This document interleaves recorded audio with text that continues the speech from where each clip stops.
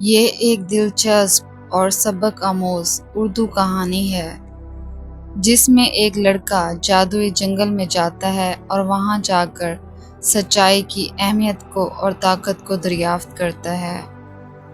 اور یہ کہانی چھوٹوں اور بڑوں دونوں کے لیے اہمیت رکھتی ہے۔ اس کہانی میں بتایا گیا ہے کہ اصل جادو طاقت اور دولت میں نہیں بلکہ نیک نیتی اور دوسروں کے خدمت کرنے میں ہے۔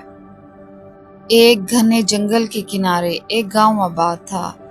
اس گاؤں کے بچے اکثر جنگل میں کھیلنے کے لیے جاتے تھے، لیکن سب جانتے تھے کہ جنگل کے بیچوں بیچ ایک پر اسرار جھیل ہے جس کے بارے میں اکثر کہا جاتا تھا کہ وہاں ایک جادوگر رہتا ہے۔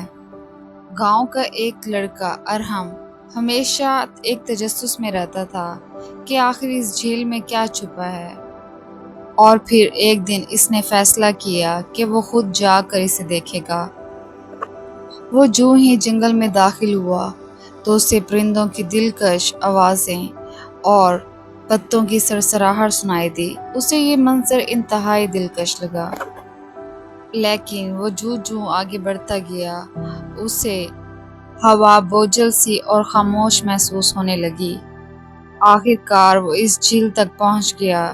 اس جھیل کا پانی انتہائی شفاف اور نیلا دکھائی دے رہا تھا اور ہر طرف سے چمک رہا تھا، بالکل ایک شفاف آئینے کی طرح۔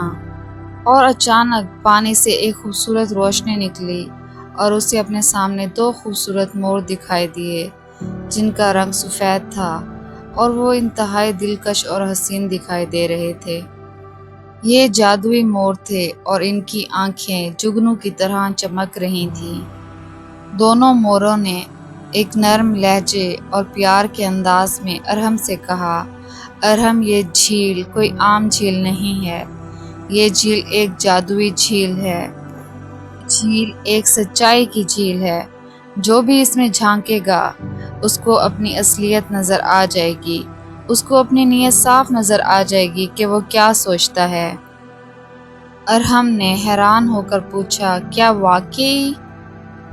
دونوں موروں نے مل کر کہا، ہاں بالکل، لیکن اگر تم اپنے دل میں خود غرضی اور لالچ رکھو گے تو۔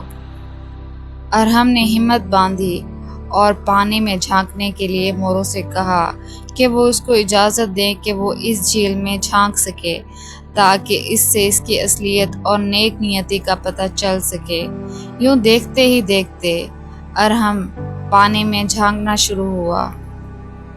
ارحم نے جھیل میں اپنا عکس دیکھا، لیکن یہ عکس عام عکس نہیں تھا۔ اس میں اس کے دل کی حالت نظر آ رہی تھی۔ ارحم یہ دیکھ کر بہت حیران ہوا۔ اس کے دل میں دوسروں کی مدد کرنے کی خواہش اور اپنے ماں باپ کی خدمت کرنے کا جذبہ اور اپنے دوستوں کے لیے محبت سب کچھ دکھائی دے رہا تھا۔ اور پھر اچانک جھیل سے ایک سنہری روشنی نمودار ہوئی اور ایک خوبصورت سنہری کتاب ارحم کے ہاتھوں میں آ گری۔ ارحم یہ سب دیکھ کر حیران رہ گیا۔ موروں نے کہا، یہ کوئی عام کتاب نہیں بلکہ یہ ایک جادوئی کتاب ہے۔ اس کے ذریعے سے تم دوسروں کی خدمت کر سکتے ہو اور تم ان کی مدد کر سکتے ہو۔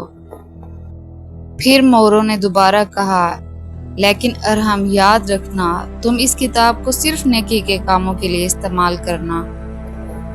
ارحم خوشی خوشی یہ کتاب لے کر اپنے گاؤں واپس آ گیا۔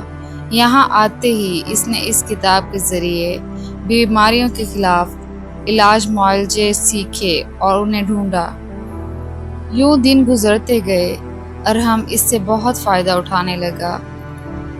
ارحم نے اس کتاب سے کھیتوں کو زرخیز کرنے کے لیے اور بارش کے امکانات بڑھانے کے لیے دعائیں سیکھیں، اور پھر یوں دیکھتے ہی دیکھتے پورا گاؤں خوشحال ہو گیا اور ہر جگہ امن اور سکون دکھائی دینے لگا، اور دیکھتے ہی دیکھتے ان کا گاؤں ترقی کرنے لگا۔